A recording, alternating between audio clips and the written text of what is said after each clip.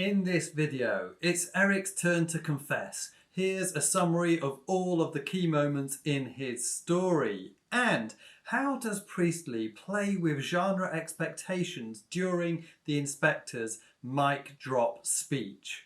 If you find this video content useful, then like, subscribe and ring the bell for notifications of further videos that we publish on our channel.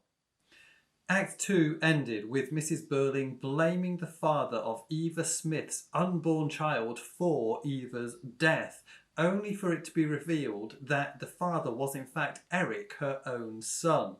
Just before the curtains came down at the end of the act, Eric entered the room. So Act 3 begins where Act 2 finishes, with Eric having just entered the scene.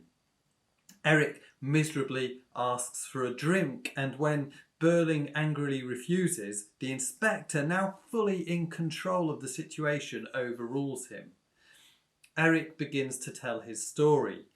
He met the girl when he was at the Palace bar drunk. He bought her some drinks. She was uncomfortable.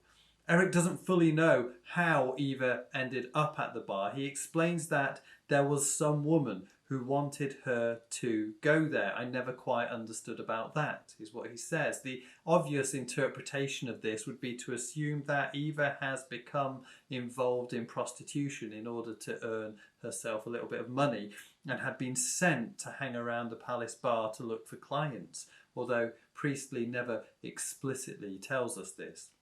Due to his drunken state at the time, Eric's story is a little bit hazy. He thinks he insisted on being let into Eva's lodgings, and he thinks he threatened to turn nasty. They appear to have had sex when he was let in.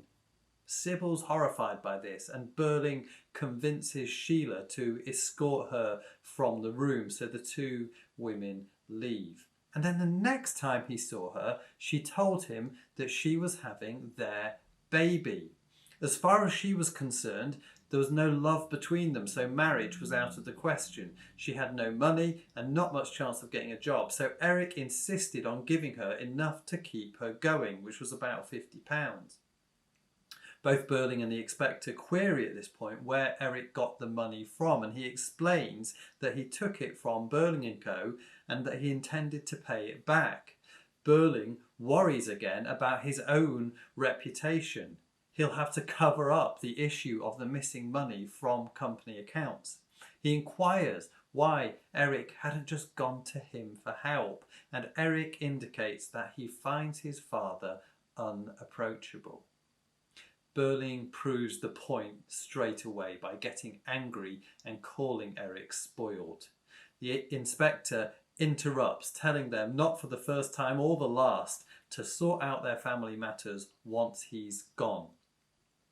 Sybil and Sheila have returned by this point. The conversation goes back around to Eva Smith being refused help by Mrs. Birling's charity, and Eric takes the opportunity to accuse his mother of killing the girl and her unborn child through her actions, mirroring the accusation that she made against Eric at the end of Act 2.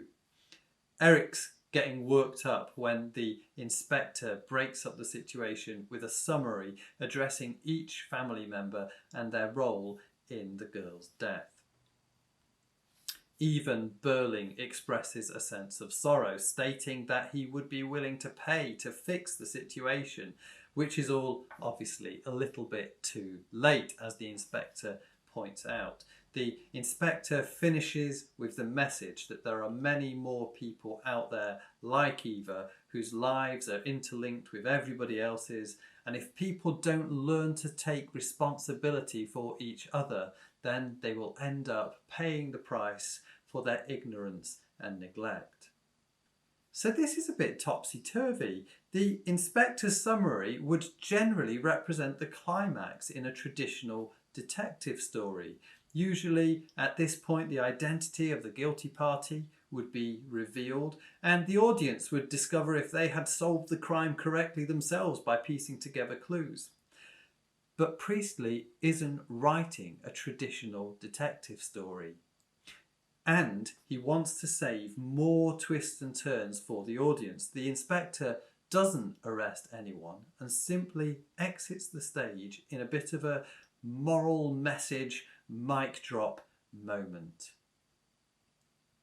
Look out for my follow-up video in which I summarise the end of Act 3. And don't forget that the information in this video is also available in written form in our An Inspector Calls revision guide, and you can find that on the Twinkle website.